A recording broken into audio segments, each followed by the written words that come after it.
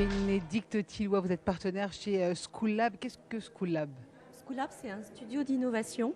C'est un lieu dans lequel on fait travailler ensemble des étudiants, des startups, des grands groupes pour un projet commun, le plus proche possible des usages.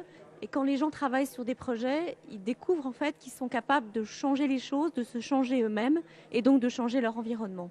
Comment ça se passe? Vous travaillez avec des écoles, c'est ça? Et vous le faites en dehors des cours ou c'est un atelier de classe? Et comment ça se passe? En fait, il y a plusieurs choses.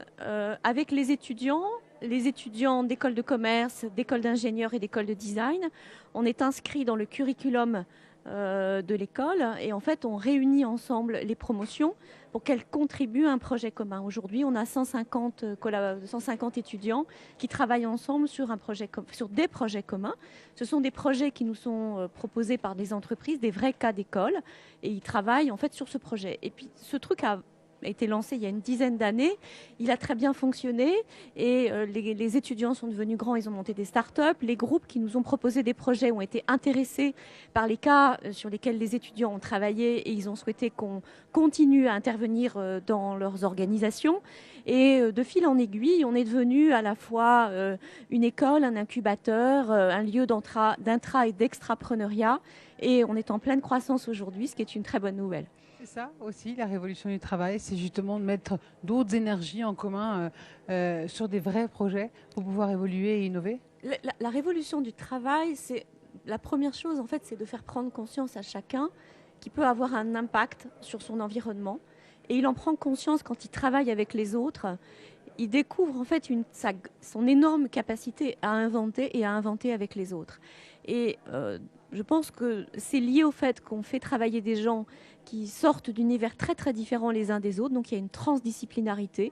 Il y a le fait d'aller se reconnecter à l'usage, c'est-à-dire ce que vraiment le client est en train de faire ou ce que le salarié est en train de faire, de l'observer et en l'observant d'avoir des idées. Et puis il y a le fait de se côtoyer dans un même lieu et de se croiser au bar, de se croiser dans des salles de réunion, de se croiser sans arrêt et de se donner du coup des idées réciproques pour faire avancer un business ensemble. Et comment ça vous est venu cette idée?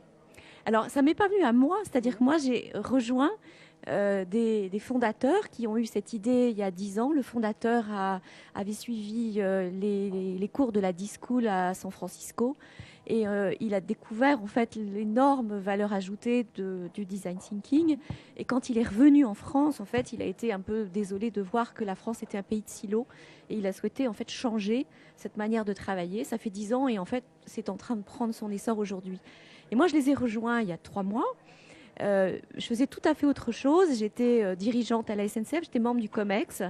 Et mon expérience personnelle au sein de ce COMEX, c'était que ces silos étaient en train d'empoisonner en fait notre capacité d'innovation. Et dans mon expérience quotidienne, je me suis rendu compte que si je voulais changer nos manières de travailler, il fallait aussi que je me change moi-même et que je fasse l'expérience d'une nouvelle forme de travail. Et donc, je suis venue travailler avec School Lab pour me changer, pour être capable, en fait, après, de changer les organisations et les autres. L'évolution est flagrante pour vous? Oui, c'est flagrant. Ce qui est complètement flagrant, c'est le fait que dans une grande organisation, surtout quand vous êtes dirigeant, vous êtes d'abord une fonction et on projette sur vous des représentations. Quand vous êtes dans une petite structure, vous êtes d'abord une personne qui est connue dans sa relation avec les autres, qui est connue dans ce qu'elle aime pas, dans toutes les choses qui en fait la définissent autrement que le travail. C'est-à-dire, on n'est pas quelqu'un qui travaille, on peut être un artiste, on peut aimer la cuisine, on peut avoir dans sa vie personnelle un engagement. Et c'est tout ça qui fait la personne, et c'est tout ça qui fait la passion, et c'est tout ça qui fait l'engagement.